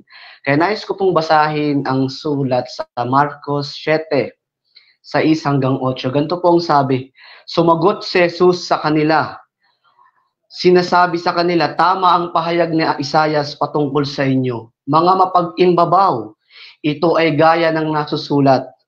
Iginagalang ako ng mga taong ito sa pamamagitan ng kanilang mga labi, ngunit ang kanilang puso ay malayo sa akin. Sinasamba nila ako ng walang kabuluhan na nagtuturo ng mga turo, utos ng mga tao. Ito ay sapagkat iniwan ninyo ang utos ng Diyos at inyong pinangahawakan ng mga kaugalian ng mga tao tulad ng paglubog sa katangiang paraan ng mga bunga at mga saro. Marami mga bagay ang gawa. Yan po yung salita ng ating Panginoon na marami sa bawat isa atin ang pinupuri siya gamit ng ating mga labi. Ngunit ang ating mga aral ay napakalayo at ang ay malayo sa Kanya. Kaya ho mga kapatid na napakabuti ng Diyos sapagkat ang sabi niya sa aklat ng Juan 15:4 at 5, manatili kayo sa akin at ako'y mananatili sa inyo. Ang sanga ay hindi magbubunga sa kanyang sarili, malibang ito'y manatili sa puno ng ubas. Maging kayo man ay hindi makapagpapabunga, malibang manatili kayo sa akin. Nais ho ng Panginoon sa gabi pong ito, mga kapatid, at sa ating mga taga-subaybay, na manatili tayo sa Kanya at sa Kanyang mga aral. Hindi ho natin ginagawa ito upang saktan ang ating mga puso. Ngunit, nais ng Panginoon na akayin ka sa mga oras na ito upang manumbalik sa aral na ibinigay ng Panginoon sa bawat isa sa atin. Hindi nais ng Panginoon na lumayo ka sa Kanya at sumunod sa mga aral na ginagawa lamang ng tao. Nais ng Panginoon sa mga gabing ito, kaibigan ko, upang kausapin ka at manumbalik sa ating mahal na Panginoon. Nawa ang lahat ng kapupurihan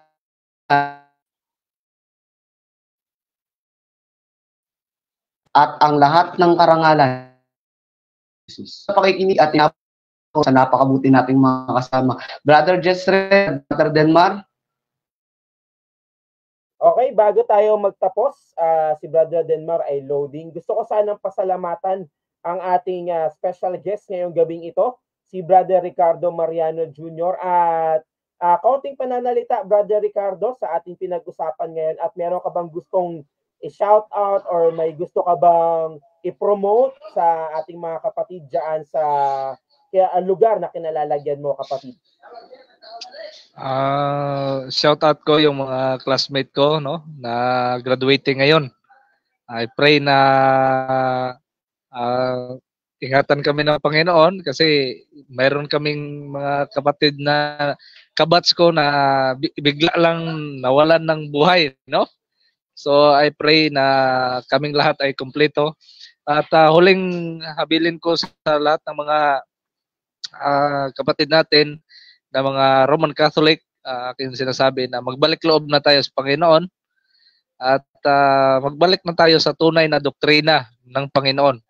Kaya nga sinasabi ng Hebreo 4 verse 12 na ang salita ng Diyos ay parang tabak o espada na dalawa ang talim.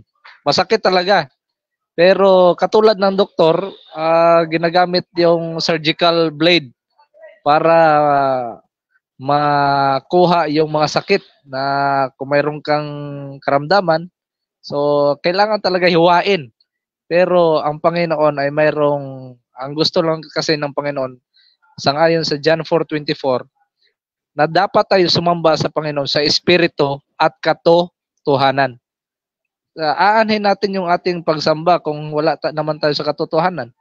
So, kaya nga sabi sa John 8:32, at malalaman niyo ang katotohanan at ang katotohanan ay magpapalaya sa inyo.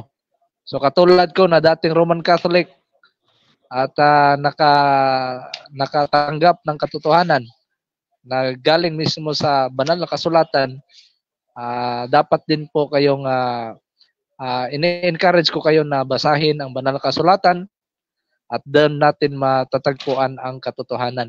So sa mga pamilya ko na hindi pa siguro convinced, no, I pray na continually sa kanila na even though na sila po ay Roman Catholic ngayon, mga relatives ko at ako lang din yung Adventist, I pray, hiniling ko sa ating mga kapatid na Seventh-day Adventist na ipag-pray po natin ang family side ko din na sana ay makatanggap din sila ng katotohanan. At i-pray po natin ang ating mga pastors, no? Hindi lamang dito sa South Philippine Adventist College, lalo tigit sa lahat ng mga institusyon, sa EUP, sa CPAC, sa INLAC, sa kung saan-saan pa ng mga schools natin, na ipag-pray natin na marami pang manggagawa sa vineyard ng Panginoon ang lumahok. No, so, yan lamang siguro at ibabalik ko na sa inyong panahon mga kapatid. Jezreel, salamat. Brother GC, Brad Moises, at higit sa lahat si Brother Denmar na nag-invite sa akin. Maraming salamat po sa inyo. Brother Denmar.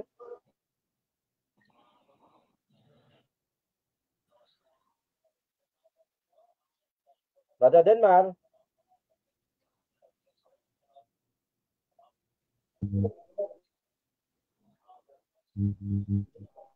Bro, may nabasa pa naman ako kanina na pagpawala-wala daw signal mahina. Okay, bago tayo magtapos, no, sa pagkakataong ito, no, gusto ko lamang, no, okay. Nakamute ba ako? Hello? Hindi bro, okay lang, okay lang. Ayan. Go ahead bro. So, bago tayo magtapos sa ating programa, mga kapatid, no,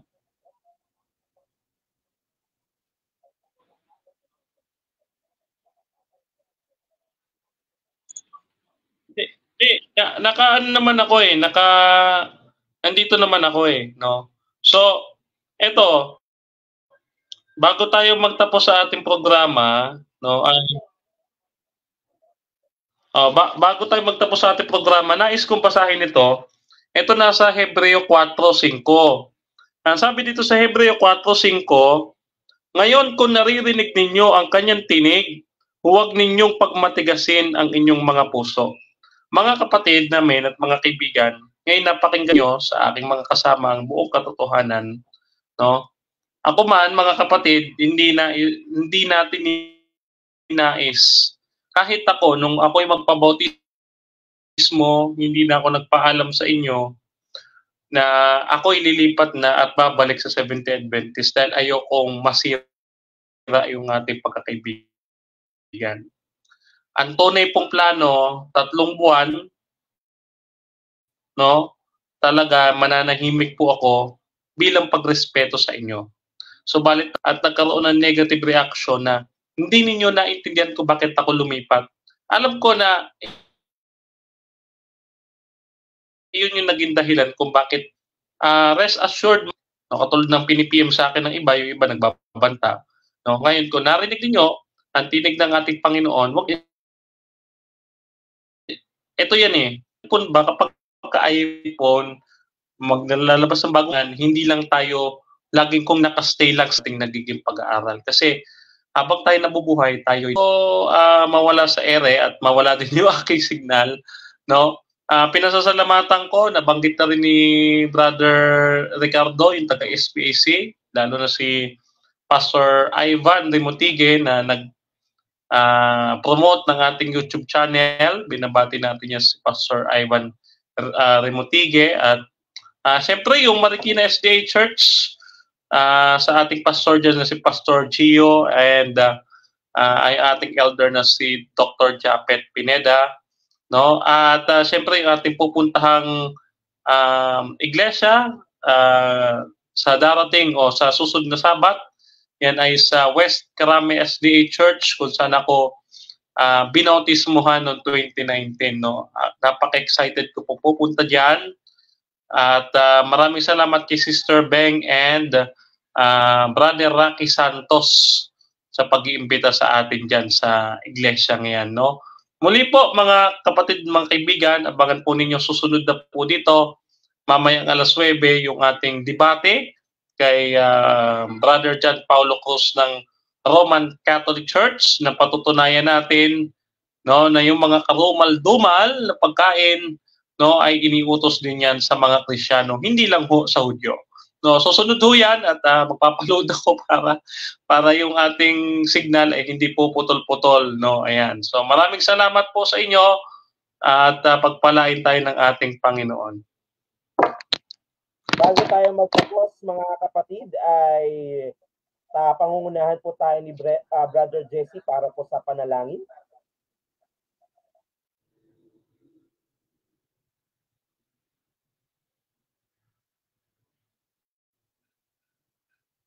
Okay, tayo pong lahat ay manalangin.